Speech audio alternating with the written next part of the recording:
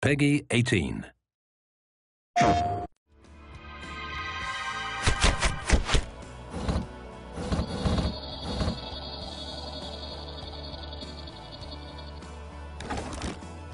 Sony's been an extremely great partner for us in moving to the console. At Blizzard, our heritage was actually console games. Obviously, we've been away for a while, so we had a little bit to learn, and we looked across all the franchises to see, which one would really be the most appropriate to bring across.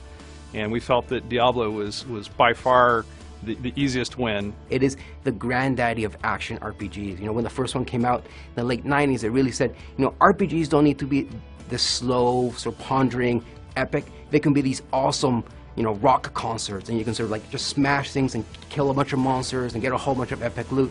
It just connects you to that experience, and I think it's super important for us that the player feels that they are in the screen with their character, and partly because our players on console are sitting 10 to 15 feet away from the action, so the more we can make them feel that they are the action, they are the barbarian, the more epic and visceral the experience is. So for us, the thing that's exciting about the new console is actually the controller.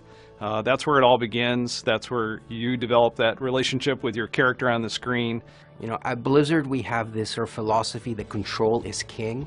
And working on a console version for Diablo III, for us that means the controller is king. This is not a mouse. This is something different for us, and it's something exciting that we haven't had a chance to work with on Diablo. What was surprising was that the second I got a controller in my hand and started playing around, and there's a difference here between an indirect control where I'm pointing around with a mouse cursor, and a direct control, an intentional control, where I say, I'm pointing this way, I'm attacking that way, I'm rolling this way. And that just stings. It was really surprising, even to me. There's an intimate connection between the player and their character, and that's something that we really wanted to leverage and build the Diablo III version for the console, specifically around the notion that we call pick up and slay. So on console, we pick up the DualShock 4.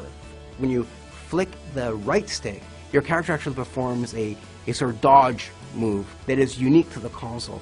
And we added that thing first because our PlayStation players are going to have this expectation that as a console game I should be able to do that. I should be able to have this cool sort of dodge mechanic, and we wanted to give them that.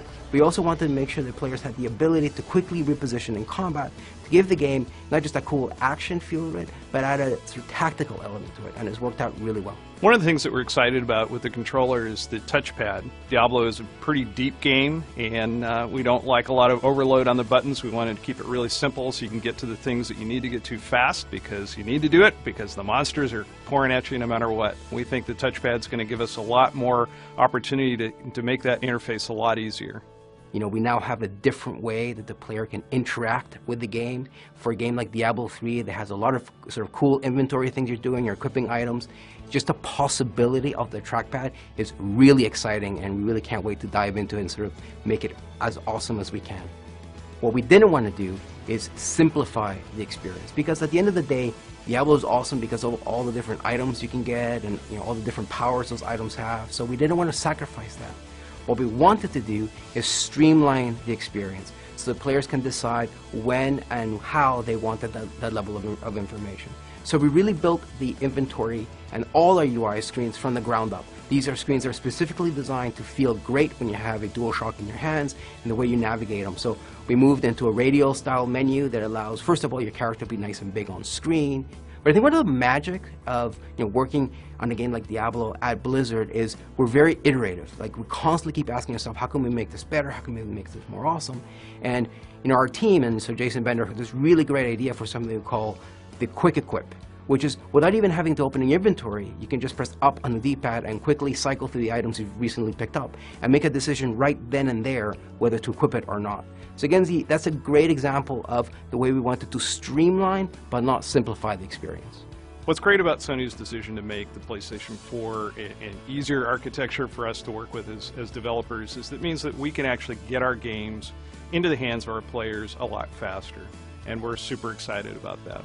We have a lot of scalability in the PC version of the game, and with the processing power of the GPU on PlayStation 4, we're pretty confident that we're going to be able to get very high-res graphics and a super rock-solid frame rate. So something that you get on PC, not quite for free, but something that people are used to, is the ability to do things like stream your experience. So you say, hey guys, They just changed the way that barbarians work, or I just got a new axe for my barbarian. I wonder if I can do this whirlwind tactic that I've been doing on a harder difficulty. Let's find out. And so someone online will they'll take video of themselves doing it, saying, look, I can totally do it. It's totally easy. All I need to do is go to this area and get this skill, and I can make it happen. And people learn, and it's exciting. I think the share button, I think, has this potential to sort of really fundamentally change the way players interact with not just the game, but with one another. And there's always been a barrier to sort of bring that same type of experience to the console. But the fact that it's now on your controller, a button press away, that you can, you just found an awesome legendary and you want to, share it, not just with your friends on your couch, but with the whole world. The fact that that's a button press away is just such a great thing to bring to players. And I think it's one of those things that, especially when we start talking about it sort of internally, is that we sort of get the potential, but it's not until we actually see it in action, and more importantly, see players engage with it and see what they do with it. That's where we're going to see the true promise of the share buttons come to life. But also, multiplayer is huge. I'm able to sit there on the same couch with my friends. And you're going up against, the legions of the burning hells, and it really makes the experience, as I said before, immediate and sort of very social. And then, of course, we can also play with people who are remote. So 3 of us might be sharing a view on the couch, looking at the same screen. Someone else might be playing from somewhere else in the country, and we can all play together. That is just great.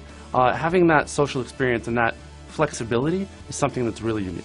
That's what console gaming is all about. It's a more intimate experience right there in the living room, a shared experience, with your friends, with your family. And we think that Diablo is a perfect game to allow you to do that.